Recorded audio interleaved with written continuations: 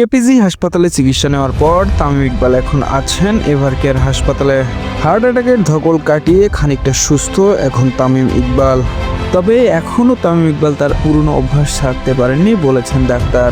আজকে চিকিৎসক জানিয়েছেন ধূমপানের অনুমতি চাইছেন তামিম। তবে তামিম ইকবালের স্বাস্থ্যের ক্ষতির কথা চিন্তা করে ধূমপানের অনুমতি দেননি এভারকেয়ার হাসপাতালের চিকিৎসকেরা।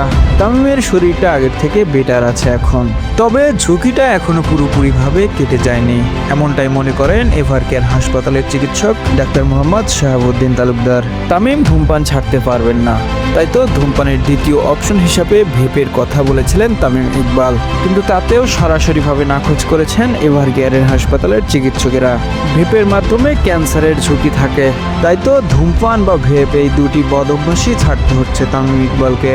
তবে একটি কথা অনেকেরই অজানা, তামিম ইকবাল যে ধূমপান করতেন এমন কথা অনেকেই জানতেন না বা বিশ্বাসও করতেন না। দর্শক, তামিম ইকবালের এই ধূমপানের বিষয়টি আপনি আগে থেকেই জানতেন কিনা? হ্যাঁ অথবা না মন্তব্য করুন কমেন্ট বক্সে।